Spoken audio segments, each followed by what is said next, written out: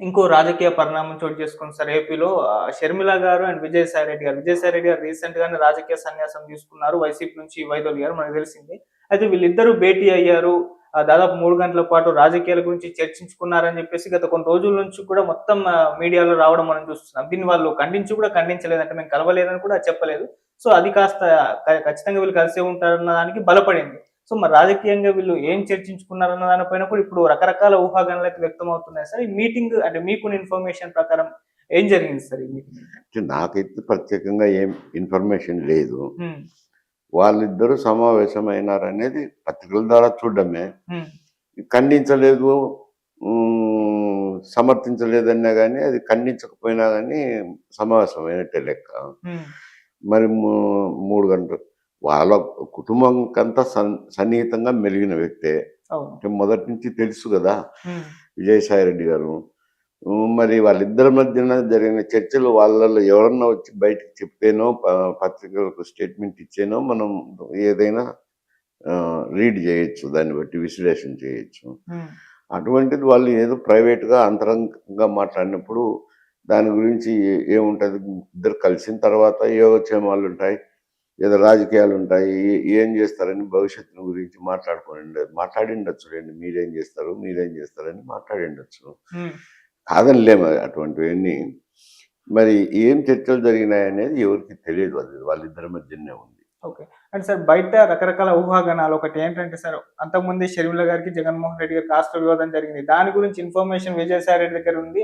దాన్ని తెలుసుకోవడానికి షర్మిల గారు ఈ విధంగా పిలిపించుకున్నారన్నట్టుగా సర్క్యులేట్ అవుతుంది.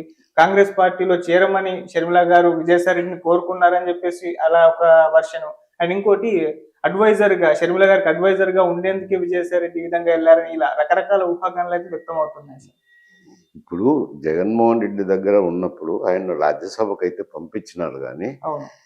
ఏదో వివిధ కారణాల వల్ల వాళ్ళిద్దరి మధ్య సరిగా అవగాహన లేదు. హ్మ్. ఈ విజయసాయిరెడ్డి ప్రయత్నం చేసినారంట.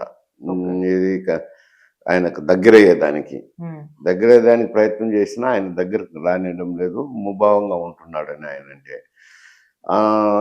ఎందుకు మంచిది కాదు. అంత ముభావంగా ఉన్నప్పుడు ఏమి లేనని ఆయన రాజ్యసభకు రాజీనామా ఇచ్చినారు. హ్మ్. రాజకీయాలే నేను విరమించుకుంటున్నాను అని ప్రకటించేసినాడు. అవును. ప్రకటించిన తర్వాత వీళ్ళు మరి ఆ కుటుంబంలో మాట్లాడేదానికి మాట్లాడొచ్చులెండి. హ్మ్. ఏమైనా మాట్లాడొచ్చు. మరి ఆయన కాంగ్రెస్‌లో అయితే ఏ రాజకీయ పార్టీలో చేరనని స్టేట్మెంట్ ఇచ్చినాడు. ఓకే. ఓపెన్‌గానే స్టేట్మెంట్ ఇచ్చినాడు. హ్మ్. అటువంటిది కాంగ్రెస్ పార్టీలో చేరతారు అని నేను అనుకోవటం లేదు. హ్మ్. ఎందుకంటే నాకు రాజకీయాలొద్దు. నేనేదో ఆ కుటుంబానికి సన్నిహితంగా ఉన్నా. ఇప్పటికీ ఆ కుటుంబం మేలు కోరే వ్యక్తినే, శ్రేయస్సు కోరే వ్యక్తినే అని చెప్పి కూడా స్టేట్మెంట్‌లో చెప్పినాడు. హ్మ్. మరి ఆమెకు సలహాలు ఇస్తాడా? అవన్నీ నాకైతే నమ్మకం లేదు. ఏదో చర్చించుంటారు. అన్ని వివిధ విషయాల మీద చర్చించుంటారు. ఆస్తులకు సంబంధించి ఒక ప్రశ్న అన్నావు కాబట్టి, హ్మ్. ఆస్తుల గురించి ఆమెకు ఈయన దగ్గర నుంచి విషయం సేకరించేదేముంది? ఆమెకు తెలుసు కదా! అన్ని ఆస్తుల గురించి ఆమెకు తెలుసు. హ్మ్.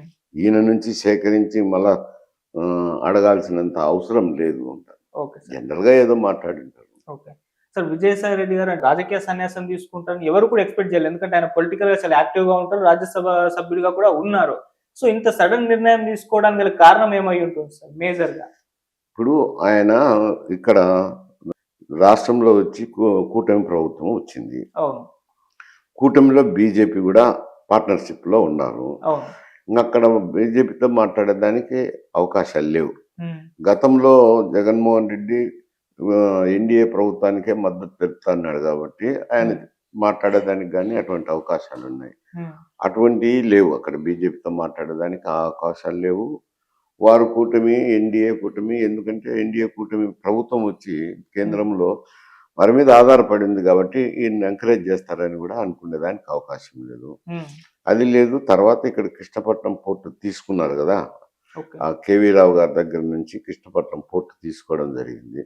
అప్పుడు తీసుకున్నప్పుడు బలవంతంగా తక్కువ ధరకు తీసుకున్నారని, హ్మ్. ఆయన మళ్ళీ ఈడీలకు వీళ్ళందరికీ ఏదో పెడుతున్నారు.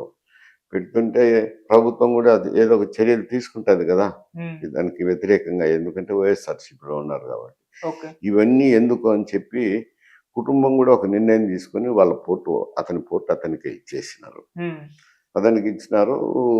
వాళ్ళు కూడా కుటుంబంలో కూడా కొంతన్ని రాజకీయాల వల్ల మాకు వాళ్ళు ముందు నుంచి బిజినెస్ ఆర్గనైజేషన్ కదా, ఓకే. పెద్ద సంస్థ కదా. ఉమ్, ఈయన సంబంధం చేయకపోయినప్పుడు కూడా ముందరే అది పెద్ద ఫార్మస్యూటికల్ కంపెనీ, పెద్ద సంస్థ, ఉమ్, పెద్ద వ్యాపార సామ్రాజ్యం ఉంది.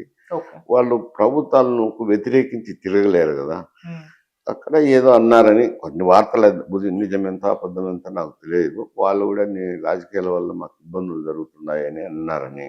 ఉమ్, ఇవన్నీ పరిస్థితులు, కేసులు ఒక పక్క ట్రైల్కి వస్తాయి. ఓకే. ఈ సమస్యలన్నీ ఉన్నాయి.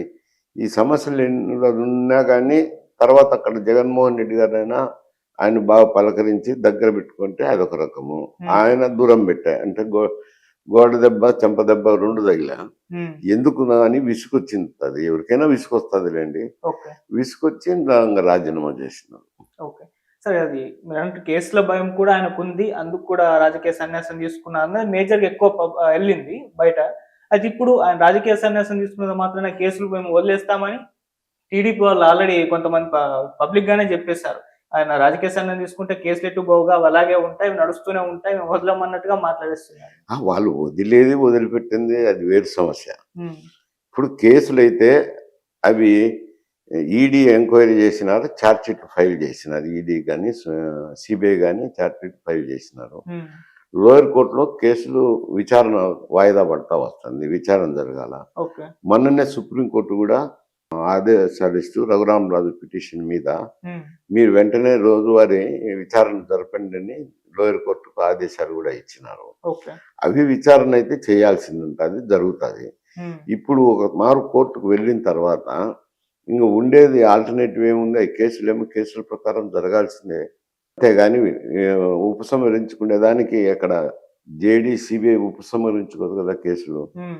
ఉపసంహరించినప్పుడు విచారణ అయితే విచారణ జరగాల్సిందే. అది వాళ్ళు ఓకే. కూటమి ప్రభుత్వం మాట్లాడకపోయినా విచారణ అయితే జరగాల్సిందే. ఏ రోజైనా విచారణ జరగాల్సిందే. ఆ కేసుల నుంచి బయటపడాల్సిందే. ఓకే. సార్, ఇప్పుడైతే జగన్మోహన్ రెడ్డి గారి వైపు నుంచి చూసుకుంటే ఇది ఆయనకు చాలా పెద్ద దెబ్బ అని అంటున్నారు సార్. ఎందుకంటే ఇప్పటివరకు వైసీపీ నుంచి చాలా మంది వెళ్ళిపోయారు. ఆయన కూడా పోనీ అన్నట్టే వదిలేశారు. ఇప్పుడు ఆయనకు అత్యంత సన్నిహితుడు, యాక్టివ్‌గా ఉండే విజయసాయి రెడ్డి కూడా రాజకీయ సన్యాసం తీసుకునేసరికి ఇక వైసీపీ క్షీణించిపోయింది, వైసీపీ పనైపోయింది అన్నట్టుగా కూడా మాట్లాడేస్తున్నారు. మరి దీన్ని ఏ విధంగా జగన్మోహన్ రెడ్డి గారు అంటే హ్యాండిల్ చేస్తారు? మరి ఇప్పటివరకు వైసీపీ పరిస్థితి ఏంటి సార్? అంటే వైసీపీ నుంచి చాలా మంది వెళ్ళిపోయినారు కదా. అవును. మంచి మంచి నాయకులే చాలా మంది వెళ్ళిపోతున్నారు. అవును సార్. ఎందుకంటే కొందరు పార్టీ మీద విసుగు ప్రకటిస్తున్నారు, కొందరు రాజకీయ సన్యాసం అంటున్నారు, రకరకాలుగా వెళ్ళిపోతున్నారు. హ్మ్. అందులో విజయసాయి రెడ్డి కూడా ఒకరు అనుకో వెళ్ళిపోయే వాళ్ళలో. హ్మ్. వెళ్ళిపోయినంత మళ్ళీ తర్వాత రాజకీయ పరిస్థితులు ఏ విధంగా ఉంటాయనేది అది వేరే సమస్య. ఎందుకంటే అక్కడ కాంగ్రెస్ పార్టీ కూడా ఉంది కదా. ఓకే. ఒకప్పుడు కాంగ్రెస్ పార్టీకి పెట్టని కంచుకోట కదా ఆంధ్ర కానీ తెలంగాణ కానీ. హ్మ్. అక్కడ గతంలో అంటే విడదీసినారని చెప్పి, రాష్ట్రాన్ని విభజించినారని చెప్పి చాలా మంది కాంగ్రెస్ మీద అసంతృప్తి వ్యక్తం చేసినారు, ఓకే. ఆగ్రహం కూడా వ్యక్తం చేసినారు. హ్మ్. కాంగ్రెస్ తరపున నిలబడిన హ్మ్. అభ్యర్థులు ప్రచారానికి వెళ్ళినప్పుడు మొట్టమొదటి ఎన్నికల్లో కొన్ని చోట్ల ఆగ్రహం కూడా వ్యక్తం చేసినారు.